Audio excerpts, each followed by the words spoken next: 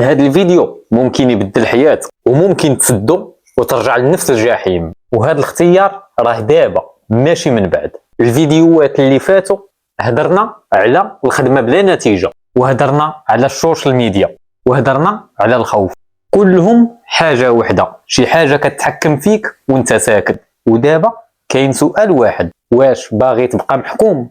ما كاين لا توقيت مناسب ولا ظروف مثالية ولا شي واحد غادي يجي ينقذك، كاين غير انت وقرارك. واغلبية ديال الناس كتموت وما دارت حتى قرار. كاينه كذبه سميتها من بعد ونخدم على راسي، من بعد ونبدل حياتي، ومن بعد ونفيق من النعاس.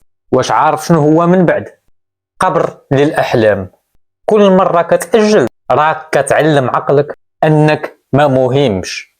والصدمه الكبيره، الوقت ما كيرحمش وما كيعترفش بالنوايا، والوقت كيدوز سواء تحركتي او لا تبقى واقف.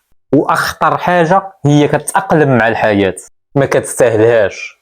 كتقول بغيت نكون مرتاح، ولكن الراحه بلا معنى هي موت بطيء. الحياه ما كتطلبش انك تكون غافل، الحياه كتطلب انك تكون على بال وتكون حي. شنو خاصك دابا؟ ما خاصكش خطه ديال 5 سنين، خاصك خطوه واحده وتاخذ قرار صغير ولكن صادق، وتبدل عاده وحده، وتحبس حاجه وتبدا حاجه. ما تستهنش بالقليل، القليل هو اللي كيبدا به كل شيء. فإلا وصلتي لهاد الدقيقه راه فيك شي حاجه مازال حيه. الناس اللي كيتبدلوا ما كيكونوش خارقين، كيكونوا متعبين من نفس الحياه. والتعب الحقيقي كيصنع الشجاعه. دابا الاختيار النهائي، دابا يا تقول سمعت وهدرت زوينه وترجع كما كنتي، يا تقول كافى ما كاينش اختيار ثالث.